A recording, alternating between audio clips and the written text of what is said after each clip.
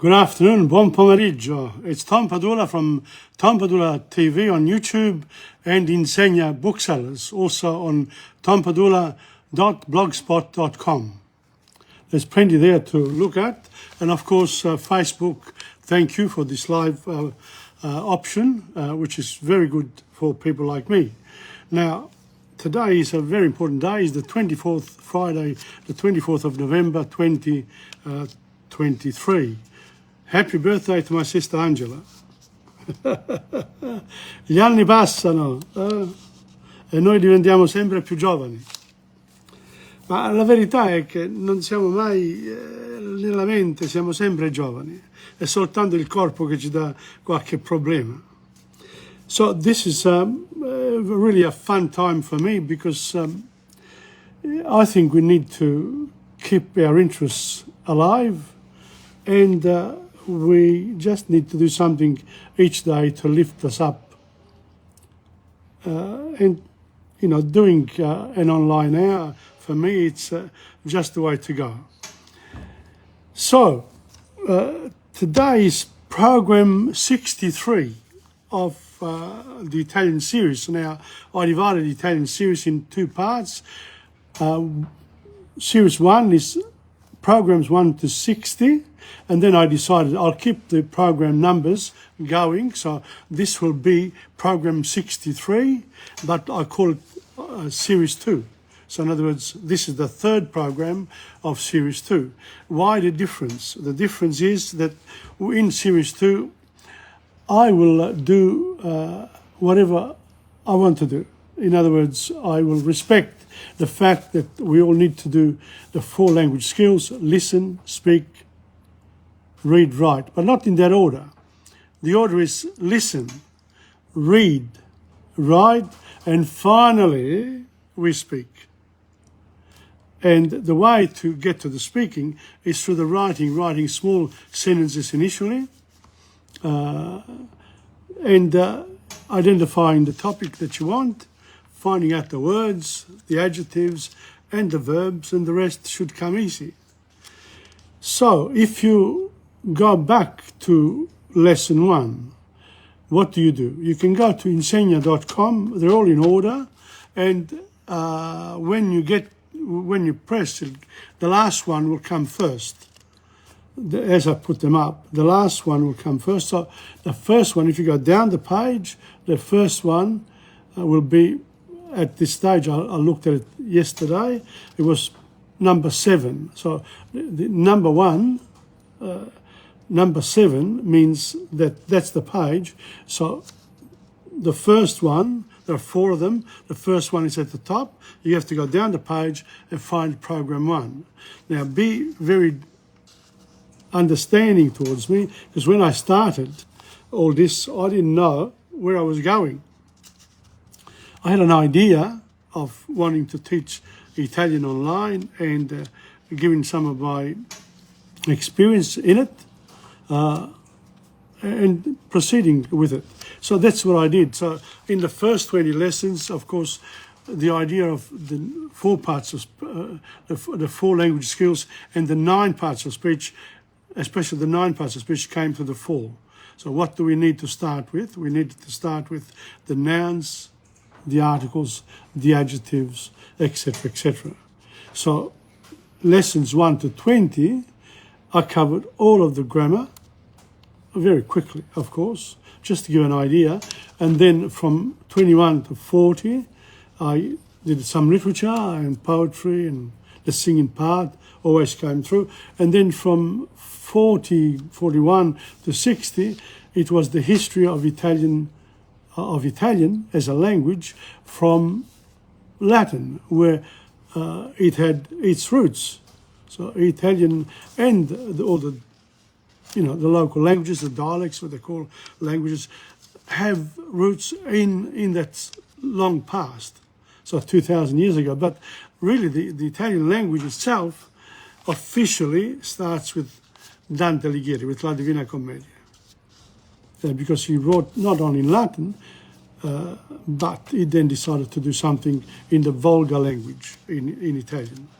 Okay, so that's that. Now, as I said, this is 1 o'clock. From 1 o'clock we started, 5 minutes introduction, and then I will start with the actual lesson or presentation or podcast, whatever you want.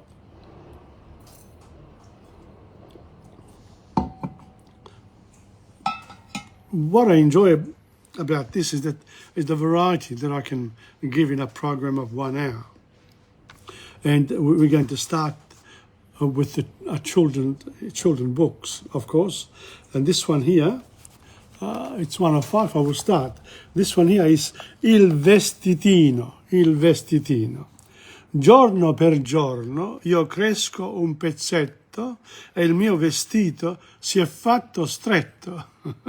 Perché non crescono i vestitini?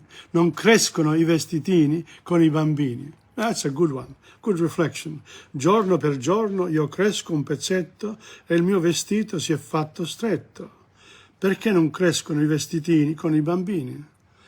Allora i bambini devono rimanere sempre gli stessi. Then we've got the problem from the other side. Anyway, that'll do. So, if you look at in a wardrobe, say quale dei 2 vestiti è più adatto per correre e giocare? So you go to the wardrobe, say quale dei vestiti, quale vestito metto oggi per giocare al pallone o per andare alla piscina? Quale vestito ti metti quando vai in piscina? Dipende da quello che vuoi. Allora, la lepre is the hare, not the hare but the one like the rabbit, the wild rabbit, the hare, in English. La lepre è il vestito, ok? Il vestito degli animali è la loro pelliccia. They wear it all the time. La lepre alpina, the hare in the Alps, in the mountains, per esempio, durante l'inverno ha un vestito bianco come la neve. I didn't know that. I know now. A primavera la lepre comincia a perdere il pelo bianco e in estate il suo mantello prende un colore marrone bruciato.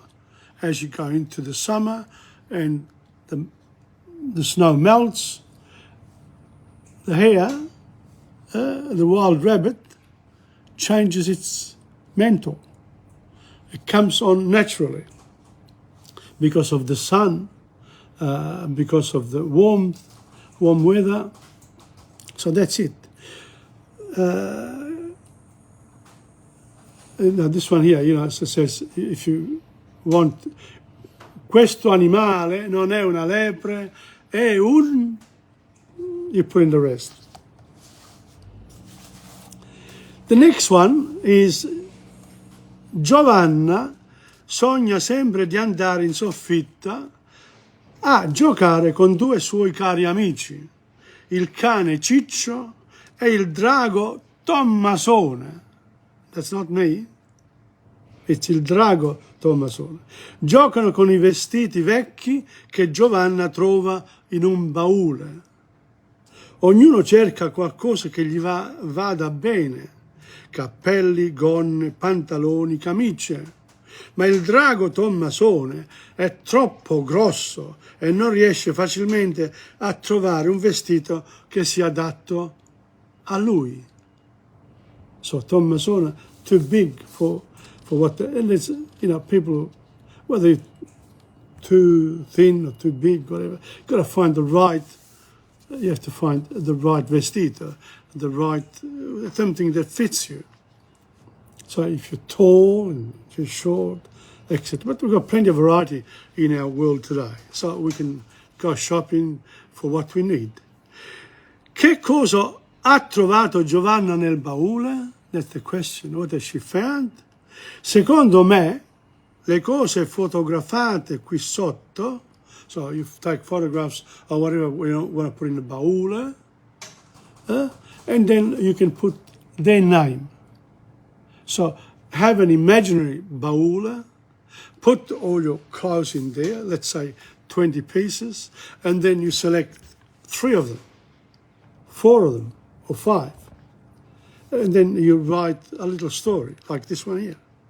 Giovanna sogna sempre di andare. So that's that for now. And, let's remind ourselves that Natale is around the corner. So by next week I'll be talking about Natale. Ma Natale è già cominciato nei negozi. Adesso, già hanno cominciato. Now, because we are in Melbourne, siamo in Australia, abbiamo bisogno di qualcosa da leggere in italiano.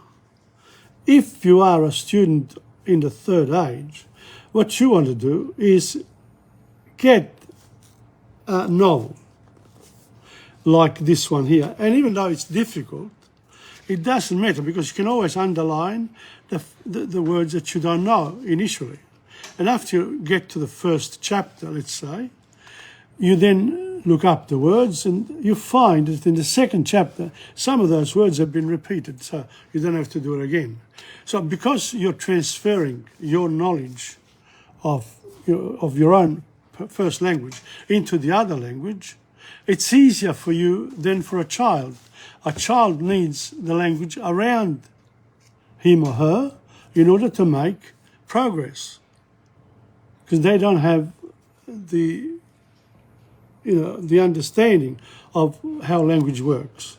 So they go for the practice. Children are very practical in their views, and they want to know how does this work, and etc., etc. But once they go through the process and they become ragazzetti, teenagers, young adults, and we never stop learning, really, depending on what we are interested in. But what we're not interested in, we don't normally find out until we have to. Okay, this one here, it's called L'ultima moglie di Enrico VIII. I've only got one copy, so if anyone wants it, I'm going to read what's in the book, but in Italiano, and I won't repeat it in English.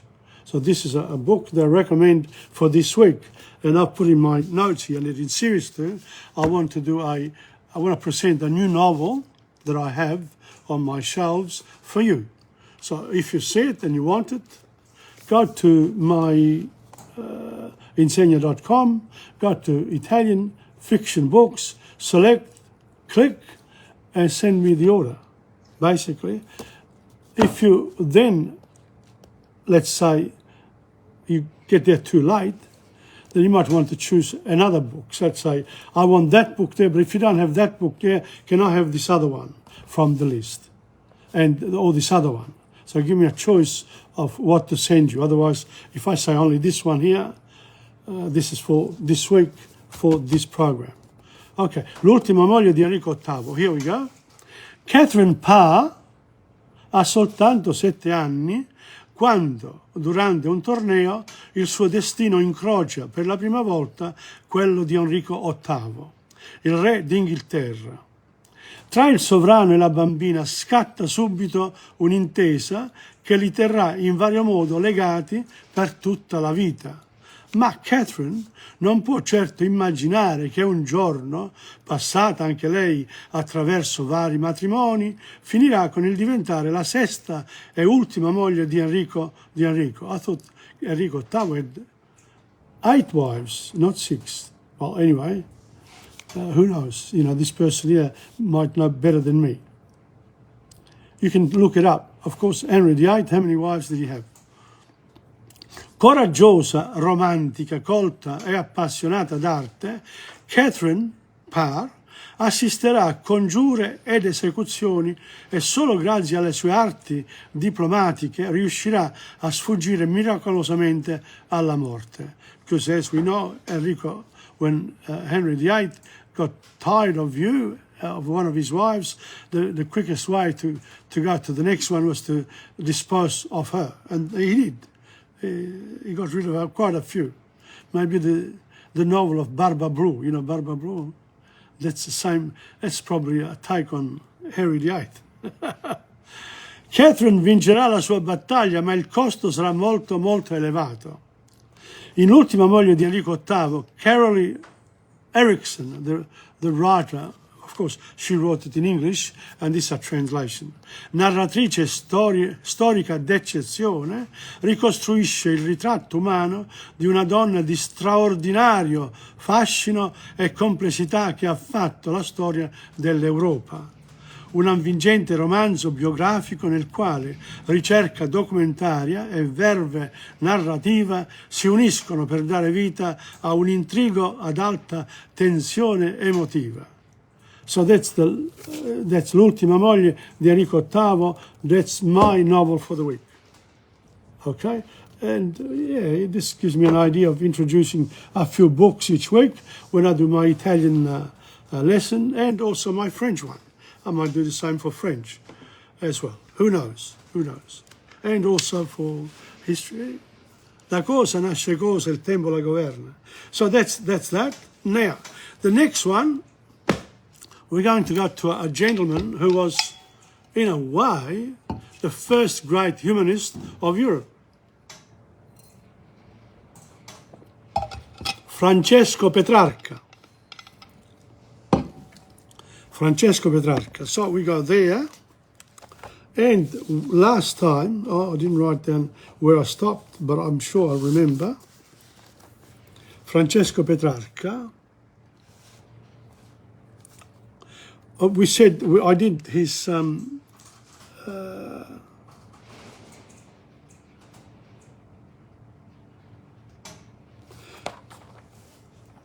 know, l'antico Repubblica Romana. I think, I can't remember now. That's terrible. But anyway, we'll go to Opere Latine of Francesco Petrarca, and then next week I'll check what I've done, and if I didn't finish about his early life, I will read it to you then, okay? Francesco Petrarca was born in 1304 in Arezzo, in Tuscany, and died in 1374 on the 19th of July. He died in where was it? Oh well, Arquaro or something like that. I think that's where. So what did he do here? In Arqua is the name of the town that he went to live in his later days, in this, few years to his death. Okay? So, what did Francesco Petrarca do? Opere latine. Tranne il canzoniere, which is famous for, one of his great works, e i trionfi, che sono in lingua italiana, il Petrarca scrisse in latino le sue numerose opere. So he wrote in Latin, like a lot of people did, including Dante Alighieri. In versi abbiamo, in Africa, Bucolicum Carmen, Epistole Metriche. So these are the three books. Africa, Bucolicum Carmen, Poesie bucoliche, the natural ones, Epistole Metriche, and epistole means letters, etc. In prosa, De Viris Illustribus, that famous people, Rerum Memorandum Libri. Looking at the books of the past, don't forget they didn't print them at the time. They was all written by hand. Itinerarium Syriacum. So this itinerarium means journey to Syria or something. De sui ipsius et multorum ignorantia. I'm not going to try to translate that one. It got to do with the many people who are ignorant. De vita solitaria, solitary life. De ozio religiosorum, ozio, religious life. De remedis uriusque fortuna, how you work out your fortune. Secretum, secrets. Invective, when you're telling people how bad they are. epistole, and these are the letters. So he wrote quite a few books in Latino, and I'm sure that these are available in Italiano, but I don't have them, so you'll have to look them up. Now, let's go through each one. L'Africa è un poema epico in 9 libri, so 9 books to do with Africa by Francesco Petrarca, con una vasta lacuna tra il quarto e il quinto, dedicata al re Roberto di Napoli. L'argomento desunte dalle storie di Tito Livio è la seconda guerra punica. We're going to the stories of the wars of Rome with Carthage in the current state of Libya. Comincia dai preparativi che Scipione, vinti in Spagna i cartaginesi, compie per passare in Africa e termina col ritorno di lui in pace dopo la vittoria di Zama. Però mediante l'artificio del comparire in sogno all'eroe, il padre e lo zio di lui, vi prende a posto la storia anteriore di Roma e quella posteriore sino ai tempi del poeta. So used these particular characters to talk about what had gone beforehand and what came after. And that was one of his dreams. When he came back as a victorious general that had won the war in Africa. Questo artificio risale al sesto dell'Eneide e al Somnium Scipionis di Cicerone. Ok? Lo stampo classico si rivela anche nello stile, che è di colorito e di intonazione virgiliane. So it's gonna, they loved Virgilio in the Middle Ages. He was a great writer, but also seen as someone who could tell fortunes, etc. Ed è soprattutto da questo poema che il Petrarca si attendeva gloria, non solo presso i contemporanei, che di fatti lo incoronarono come un Virgilio redivivo, ma anche presso i posteri. So I said, this one here, this work of Africa will give me the glory. And he received a lot of accolades in his time. He did not suffer like other writers, non-riconoscimenti. He was recognized in his lifetime and given the right presence in society. Eppure, quasi per una segreta coscienza artistica, egli non ne fece conoscere che qualche frammento e non condusse mai a termine la dotta impresa, malgrado le sollecitudini degli ammiratori. So he didn't give this particular work the finishing touches, and he never really released it to people. A bit like my Le Avventure di Curiosina. I started in the 70s, I'm still going. People have only seen the first book. Who knows whether that will ever be finished. So that's what happens to writers. L'Africa è un poema fallito, non per ragioni occasionali, perché mancava al suo autore un vero e profondo sentimento eroico. He didn't quite hit the mark with his poem. Una poesia epica classificeggiante, del resto era per sé stessa un assurdo dopo la Divina Commedia, che aveva rivelato la complessità e profondità dei tempi nuovi, e perciò che l'Africa, sottoposta a severa censura dai retori del 400, che vi notavano varie imperfezioni formali, fu presto dimenticata, e invano alcuni critici moderni hanno cercato di risolleverne le sorti, battezzandola come un poema nazionale e cristiano. So Africa, if you're a good researcher and you want, you can go to Francesco Petrarca, if you can make a film out of it, about this poem, show. I think there's a lot there. We can make Petrarca's revival through this. Quel tanto che vi si trova di pregevole deriva da un'ispirazione estranea al disegno epico e si può ridurre a 2 frammenti: l'animo di Massinis Massinissa, agitato dalle lotte tra il tenace amore per Sofonisba e gli impegni politici, dove il poeta descrive con finezza analitica uno stato d'animo molto simile a quello sperimentato e sofferto da lui stesso nell'amore per Laura, contrariato dalle aspirazioni religiose.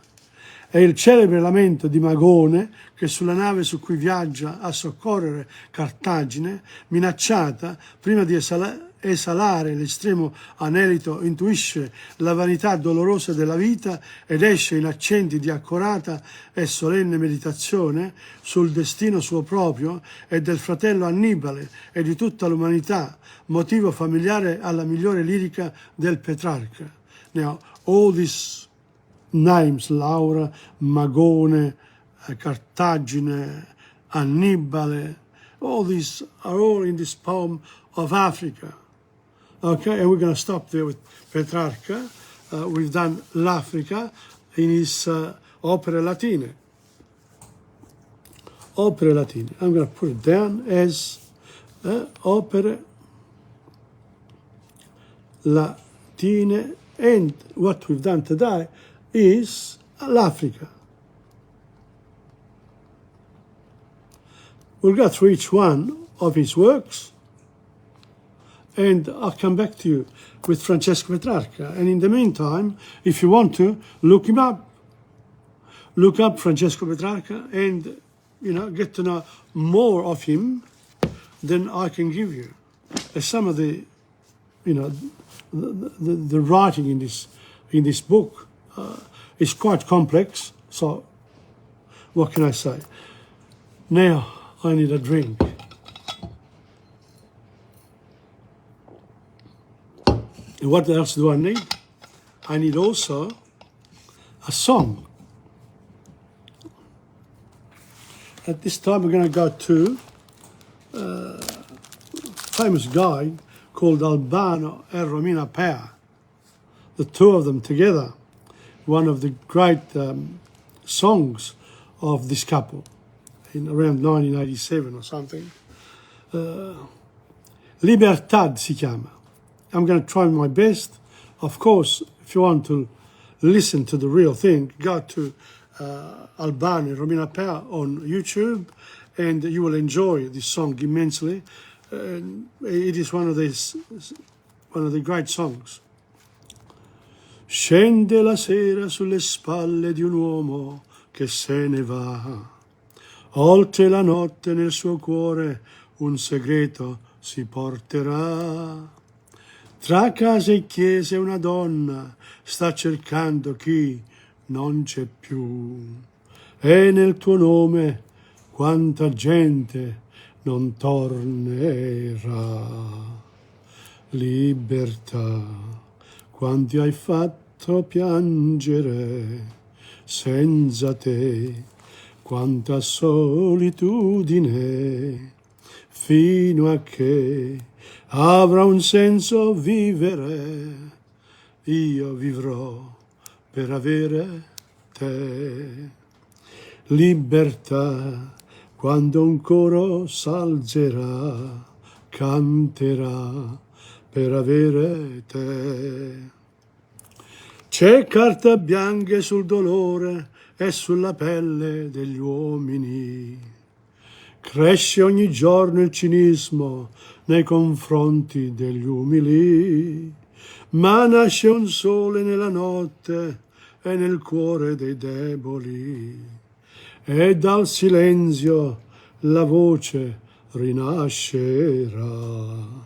Libertà, quanti hai fatto piangere senza te, quanta solitudine, fino a che avrà un senso vivere, io vivrò per avere te. Libertà, quando un coro s'alzerà, canterà per avere libertà, fino a che avrà un senso vivere, io vivrò per avere te. Libertà. What a beautiful song. Well, I gave you the lyrics of the words. The words, of course, without music, etc., etc., what can you do? You know, I mean, but one of the good ways of learning Italian is to actually sing these beautiful songs. And I have lots and lots of them now done with Dora and Rino Marchese. We've done, yesterday we finished program number 16. So think about it, 12 songs by 10 is 120, and 4 by 12 is what? 24. 4 by 12, no, it's 48.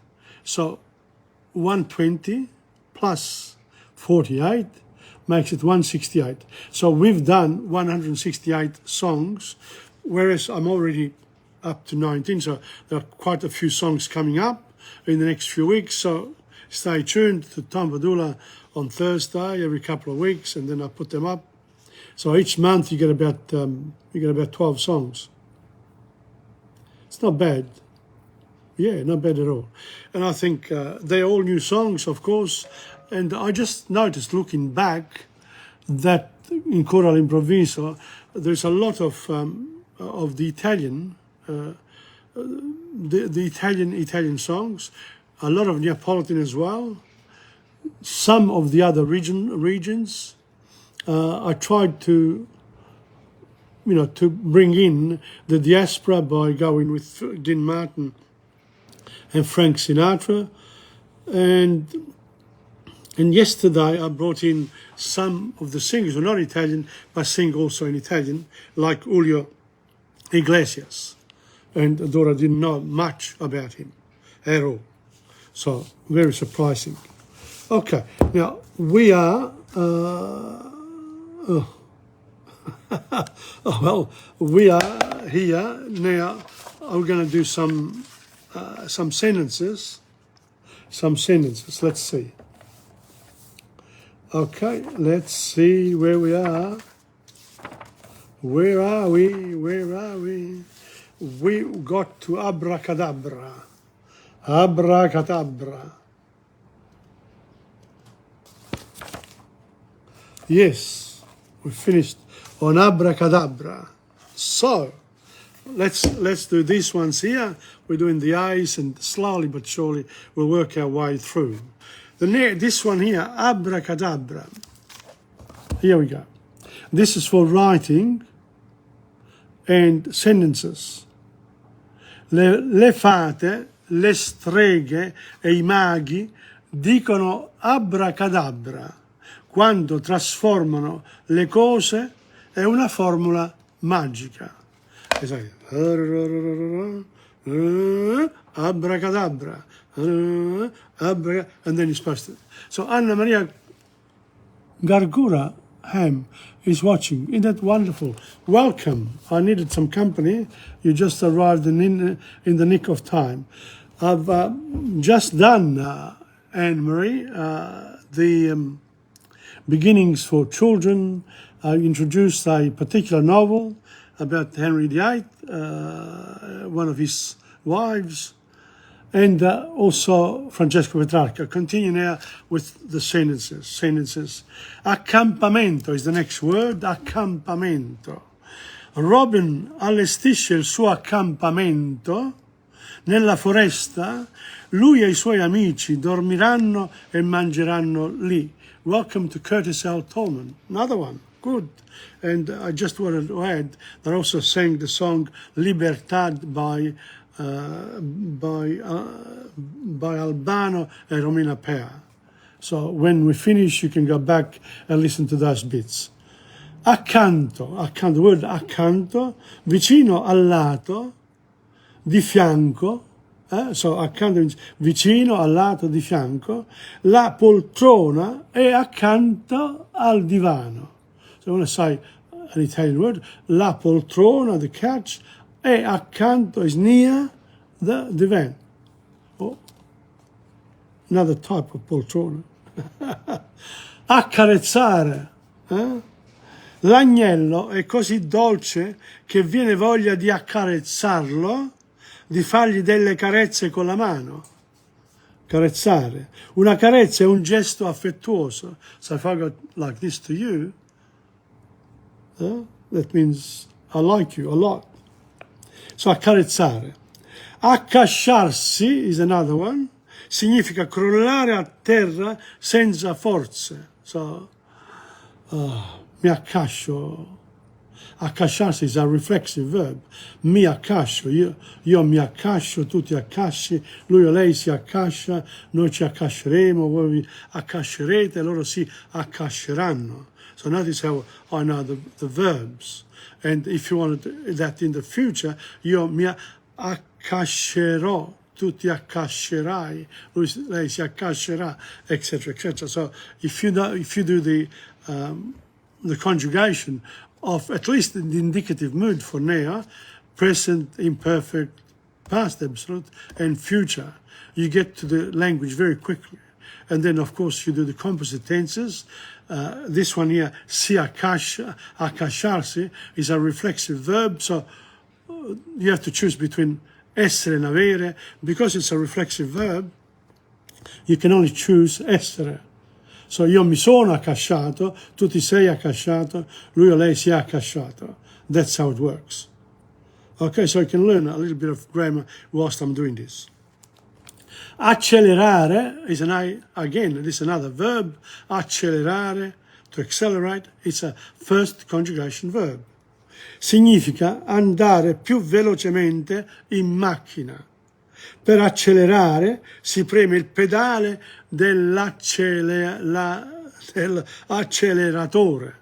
Acceleratore. One L, not two. Not acceleratore, because when you say it, it sounds like there's a double L, but there's only one L. Accendere, to light up. Come buio qui, accendiamo una candela, la sua fiamma ci illuminerà. So in here, we've got una candela, it's buio, it's dark. You need una candela, a candle.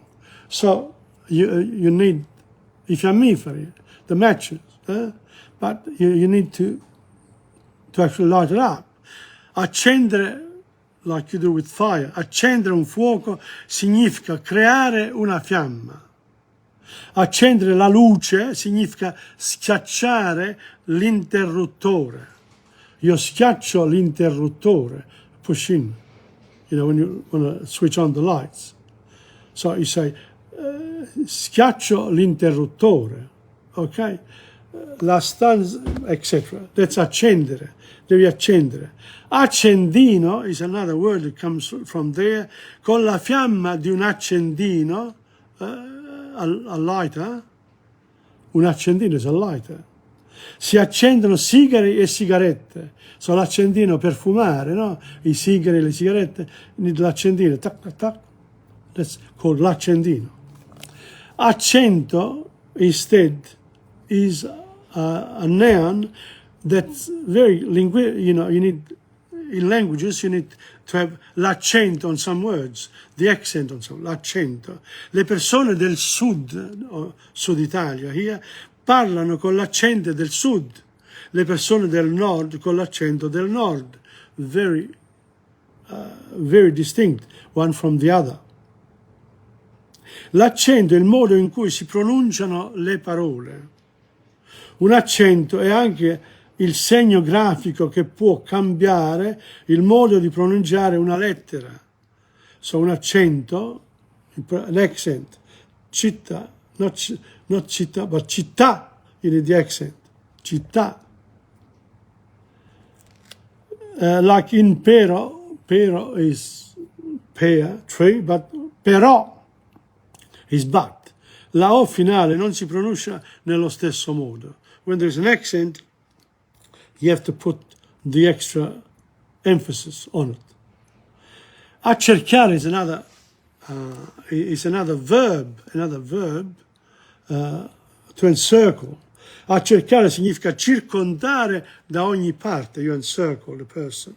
Gli uomini di Robin Hood, of course, they're very familiar, this particular book, with Robin Hood. Gli uomini di Robin accerchiarono le truppe del barone.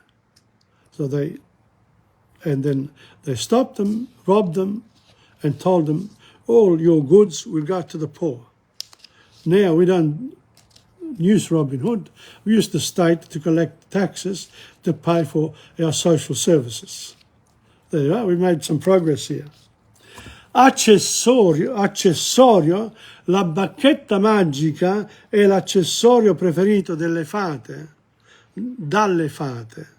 E le streghe che cosa usano? Abracadabra, etc., etc. You have to go to work it out. La bacchetta magica, the magic wand. That's appartiene alle fate.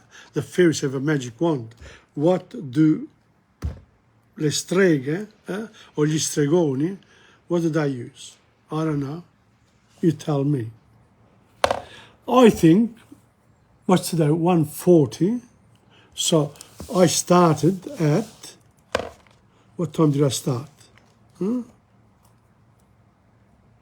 o'clock. So we've got another 25 minutes. There's a lot to do, so I might just stop there. And next time, I will continue with,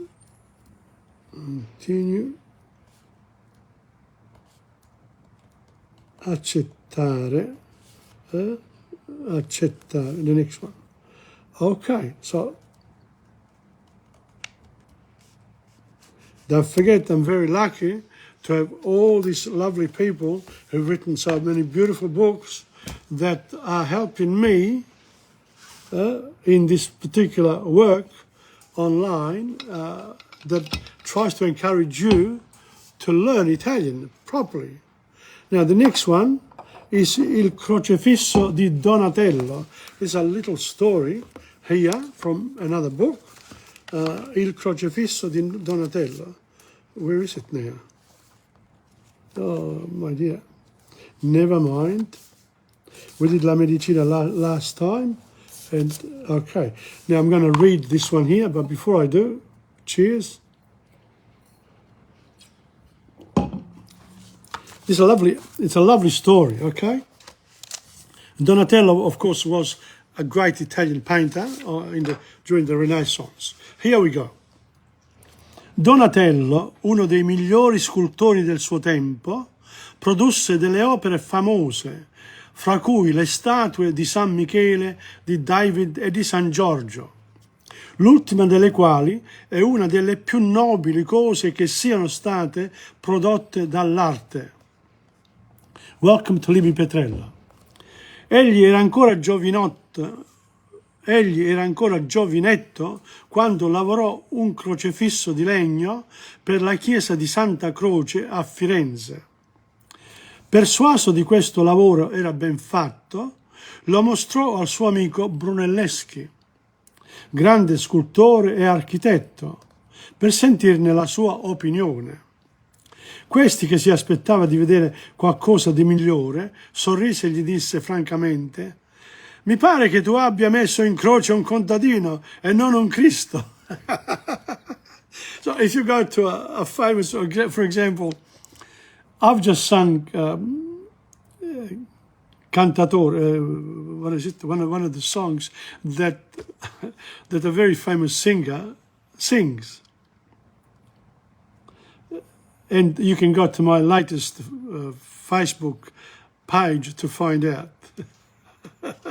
And so when you compare, there's no comparison. The guy who sings, who's known worldwide, you can't compete. So this guy here, Donatello, he was a bit, he needed a bit of encouragement. What did he get?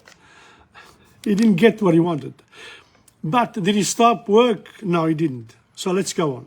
Donatello, che sperava di essere lodato, udendo questa severa critica, rispose pieno d'ira: «Se credi che sia così facile fare un Cristo, prendi un pezzo di legno e prova a farne uno tu». So he answered, «No, you try, get a piece of wood». But the other guy, he was a sculptor of other things. Brunelleschi did major works. Il Brunelleschi non rispose a dire nulla a nessuno, si mise a fare un crocifisso che era una vera opera d'arte. Quando lo ebbe finito, andò ad invitare Donatello a cenare con lui. Per strada, il Brunelleschi comprò uova e insalata che dovevano servire per la cena e dandole all'amico disse: va con queste cose a casa mia e aspettami là che io vengo subito.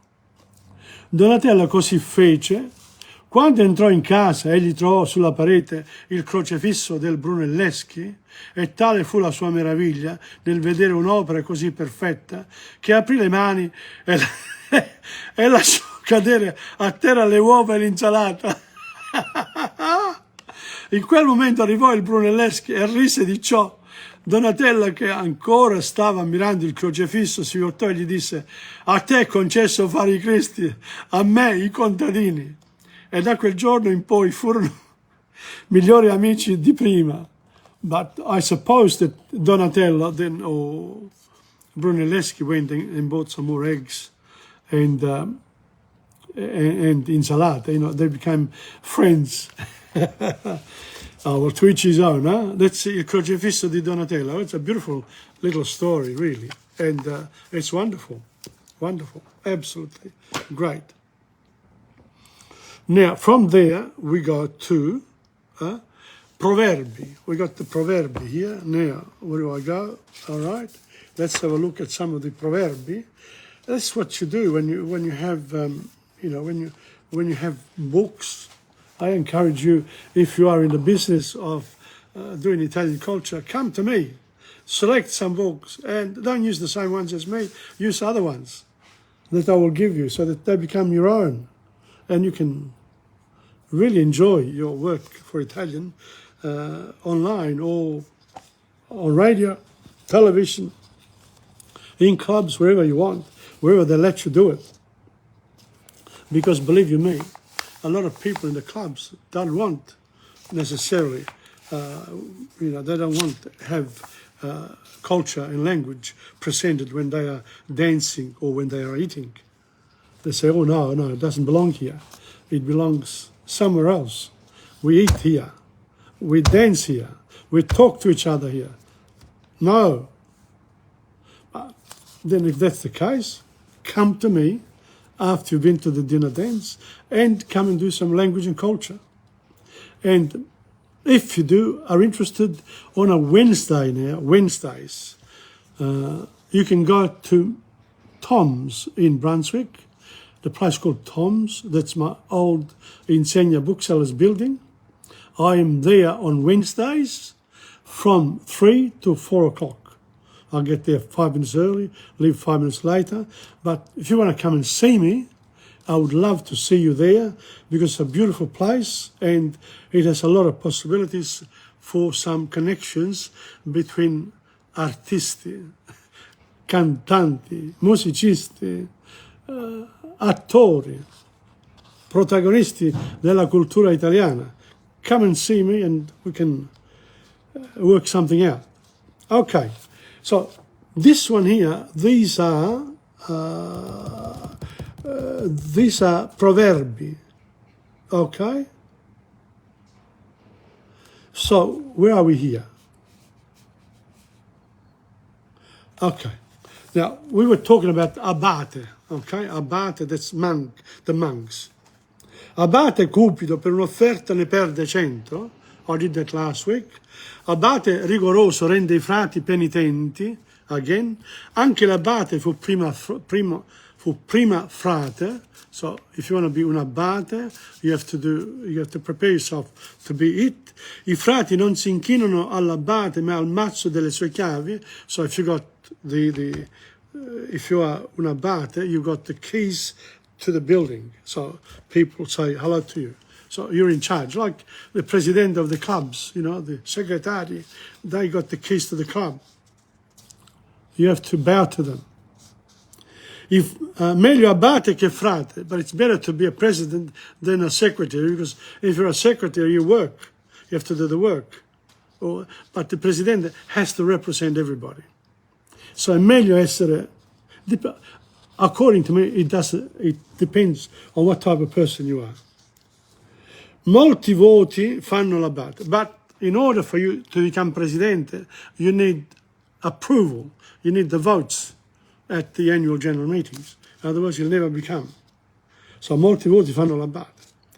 Nei digiuni i servi dimagriscono, ok? I frati rimangono come sono e l'abate ingrassa. So when there are problems in society, okay, if you are poor, you starve. If you run one of these places, you remain as before. You eat just the same. But if you are the president or you lead the company, you actually become richer because people have to get things from you, you still charge them. That's what it is. Nei digiuni i servi dimagriscono, i frati rimangono come sono e l'abate ingrassa. Now, there is one here in Latino. Quis custodiet ipsos custodes. Ogni frate, well, that's in Latin, I'm not going to explain it. I need to look it up. Ogni frate spera in cuor suo di diventare abate. So every secretary in his heart wants to become presidente. In his heart, in there. Because it's ambition, it's natural. So ogni frate, spera un giorno, you know, every person, but they want to become, you know, in the church, they first got to become vescovi, first got to run the church, then become vescovi, run a few churches, then become a cardinal, you run a few vescovi, and then if you get elected, you become pope, and then you run everybody, but under God. Per loro l'abate vende il convento. Ogni frate spera in cuor suo di diventare abate. If you are too ambitious, so per loro, for them, or for money, per loro, for the money, l'abate vende il convento. He doesn't care. L'abate, the person who runs the convento, and he got the choice of doing it, he'll sell it for money. Quale l'abate, tale I frati.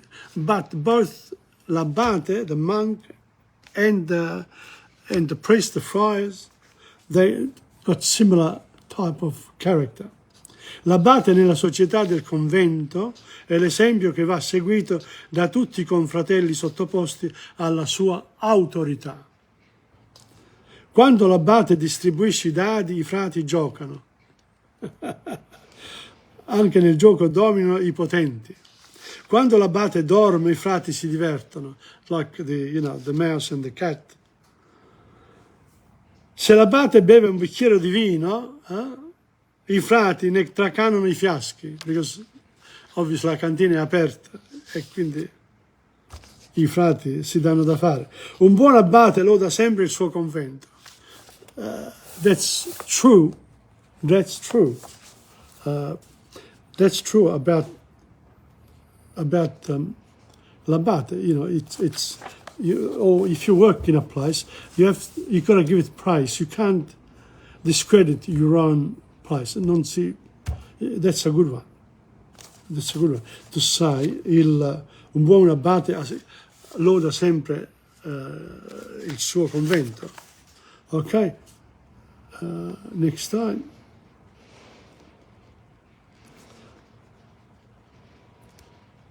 Okay, I've made my note for next time, so I can close this. Let me see if I can just put something in the middle here. Okay, done. The next one, it's 153. This one here, there's one called Lo di Giotto. Lo di Giotto, where is it? I have to find it. Here we are. I'm just going to read this from one of these racconti. I've got a lot of these books here for children too. They're wonderful, wonderful. Lo di Giotto. Sono Giotto, il gran pittore, il più bravo col colore. Faccio quadri, oli, affreschi, ma mi specializzo in cerchi. Because he was famous for going like this, perfect. Oh. Fra i pittori, signor mio, il più bravo sono io. Vuole un quadro, il più bello? No, signore, no, non quello. Per il Papa ciò non va. Ecco qui come si fa. Prima prendo un foglio bello, il colore è un pennello, poi con mano ben sicura vi disegno una figura. Il mio quadro, eccolo qui, guardi un po', si fa così. È assai facile, gli ho detto, porti al Papa un O perfetto. Here, that's your O perfetto. That's it. L'O di Giotto, not bad.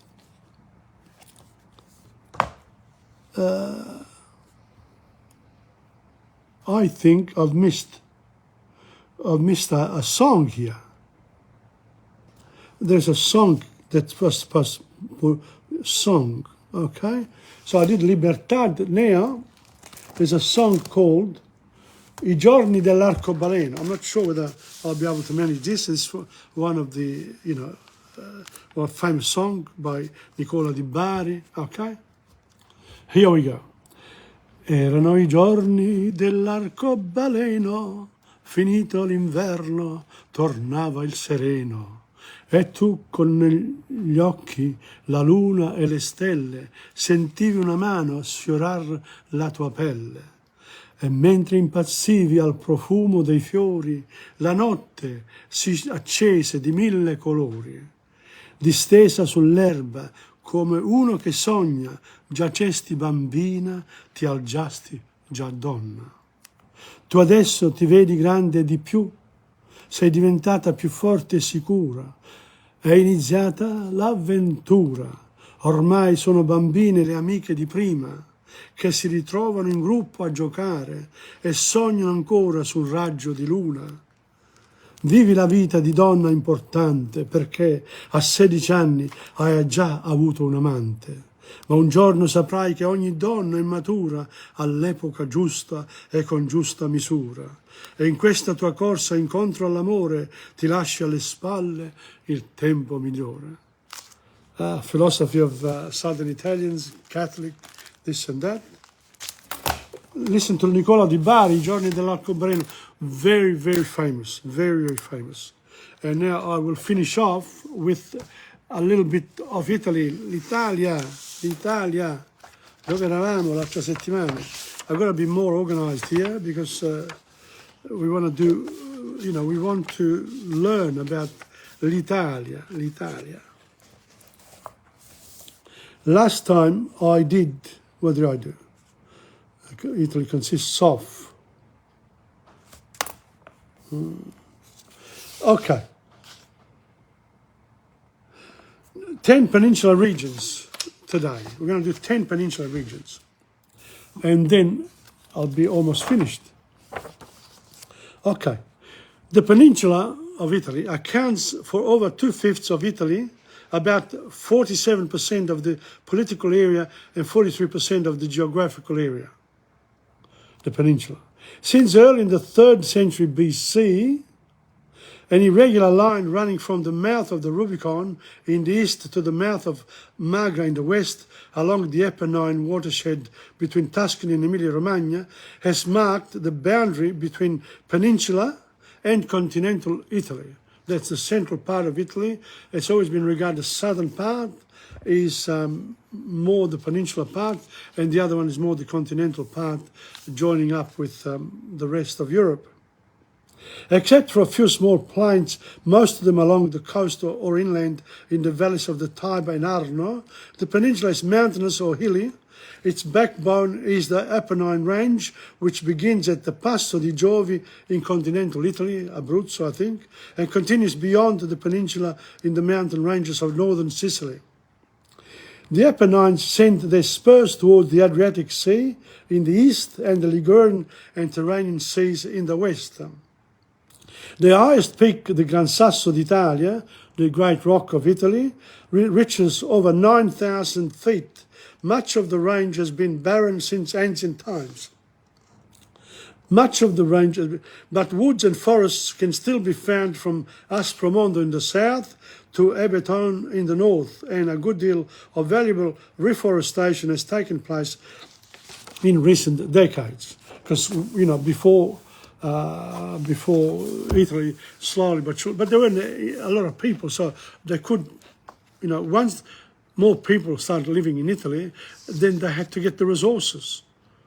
And then they realised we made a mistake, so reforestation program, which, can I say, Mussolini did that.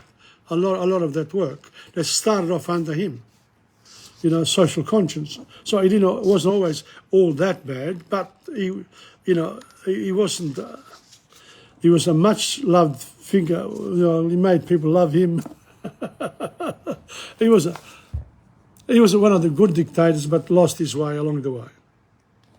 But he probably wasn't all that good from the beginning because he did some very naughty things. Okay, I'm going to stop there because it's 2 o'clock and I'm going to finish today. Thank you very much for those people who come on to listen to me with my Italian lesson number 63. This is series 2. Each week you will get a new novel and I'll continue along the same lines. Però quello che non ho fatto oggi, non ho parlato io in italiano, quindi spero che nel futuro mi ricorderò di parlare molto di più in italiano a voi tutti, perché è importantissimo farlo se vogliamo veramente essere bilingui. Su quella nota vi auguro un buon weekend, ciao a tutti, al prossimo venerdì, speriamo, ok? Ciao. Tom Padula from TomPadulaTV on YouTube and Insegna Booksellers. Finish.